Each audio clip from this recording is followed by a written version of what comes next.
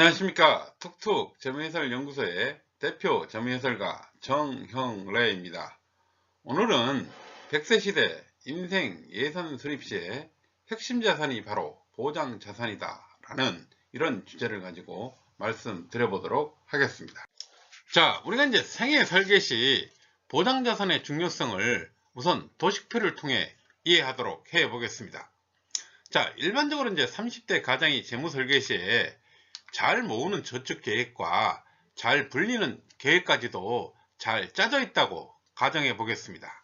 자, 우리가 이제 연금자산 1억도 만들고 투자자산도 1억 정도를 만드는 계획을 가지고 있고, 우리가 이제 비상자산도 1억 정도를 만든다는 이런 멋진 재무계획을 가지고 있다라고 가정해 보겠습니다. 자, 우리가 이제 이런 멋진 재무계획이 진행되어 가는 과정 중 불의의 사고나 생명을 위협하는 큰 치료비가 드는 큰 병이 발병을 한다면 이렇게 잘 짜여진 재무계획은 한순간에 물거품이 된다라고 할 수 있겠습니다. 재무계획이 계획대로 완성되기 위해서는 재무계획 시작 단계부터 보장자산이 충분히 준비된 상태에서 진행된다면 매우 성공적인 재무설계가 완성될 수 있다 라고 이렇게 말씀드릴 수 있겠습니다. 자, 우리가 이제 인생 전체에 재무 설계를 할 때 각각의 필수 자산들도 설계를 하게 됩니다. 이 각각의 자산들도 재무 설계의 원칙에 따라서 설계가 이루어져야 된다 라고 이렇게 말씀드릴 수 있겠습니다. 우리가 이제 보통 재무 설계를 말씀드릴 때 집 짓는 과정을 많이 비유를 하고 있습니다. 우리가 이제 집 짓는 과정에서 보면 가장 중점을 두는 사항은 기초공사와 건물의 골격을 얼마만큼 탄탄하게 하느냐를 가장 중점적으로 보고 있습니다.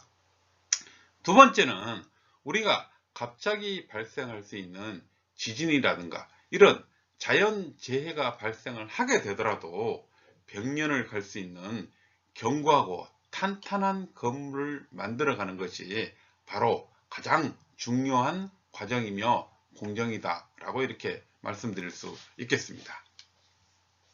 우리가 이런 건물을 지어가는 과정에서 우리가 이런 기초공사와 튼튼한 골격을 배제하고 창문, 벽 도배지, 예를 들어 무슨 어떤 전등을 어떤 성능이 좋고 어떤 에너지 효율이 얼마나 좋은지를 따지는 상황은 아니다라는 것입니다.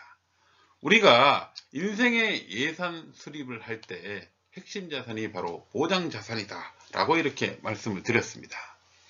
우리가 이제 보장 자산 설계에서도 집 짓기 과정과 마찬가지라는 겁니다. 우리가 이제 보장 자산 설계 시 제일 첫 번째 고려 사항은 우리가 가장 오래 사는 위험이라는 것입니다. 하지만 우리가 아프지 않고 맞이하는 노후는 없다라고 이런 말이 있습니다.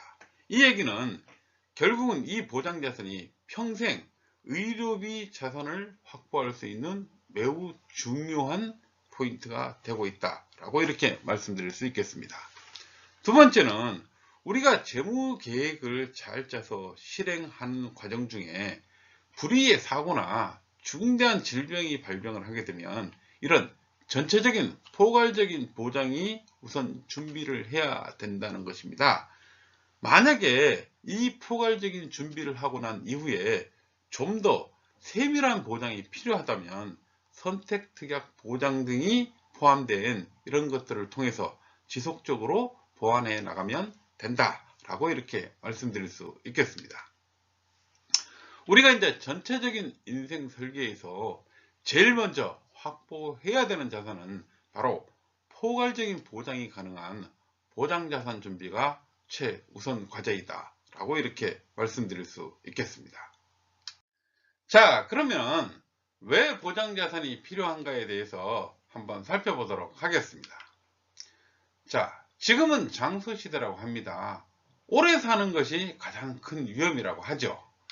하지만 우리가 살아가면서 나 혼자서는 해결할 수 없고 누군가의 도움이 절실하게 필요로 할 때 나와 내 가족에게 아무 조건 없이 도움을 주는 것이 바로 보장자산이다.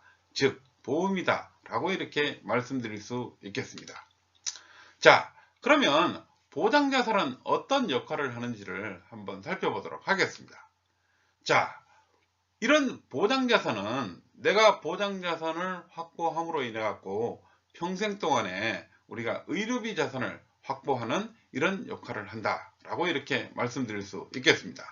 자, 두 번째는 우리가 저축을 해 가는 기간 동안에 갑자기 불의의 사고로 인해서 갑자기 우리 가족이 겪게 될 경제적 위기에서 우리 가족들을 구해주는 역할을 바로 이 보장자산이 한다 라고 이렇게 말씀드릴 수 있겠습니다.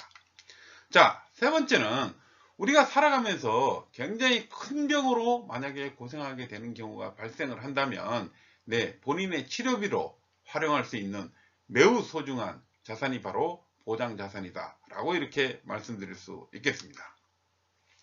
자, 마지막으로 우리가 불의의 사고도 없고 중대한 질병도 없이 내가 평안한 죽음을 맞이하게 된다면 이 보장자산에서 보장하는 사망보험금은 내가 가족들에게 남기는 소중하고 가장 의미 있는 마지막 유산이 된다 라고 이렇게 정의할 수 있겠습니다.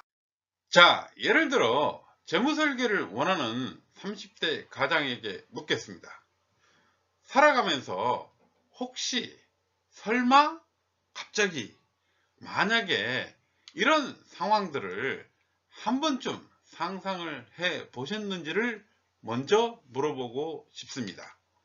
우리가 가장에게 급작스럽게 불의의 사고나 중대한 질병이 발병을 하게 된다면 가족들이 겪게 될 정신적, 육체적, 경제적 위험이 얼마나 엄청난지를 반드시 알고 대비해야만 된다는 것입니다.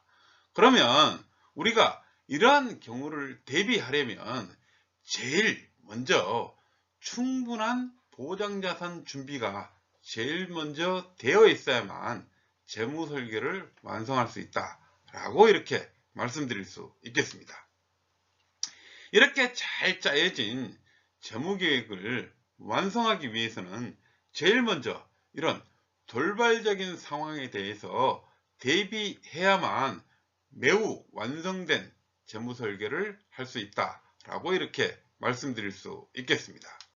자, 결론적으로 우리가 최고의 인생의 자산의 준비는 어떤 것인가 라는 이런 질문을 던져본다면 우리가 인생의 재무설계를 할 때 보장자산이 제대로 준비가 되지 않는다면 아무리 잘 짜여진 계획이라도 한순간에 모든 계획이 물거품이 될 수 있다는 사실을 여러분들이 명확히 아셨으면 좋겠습니다.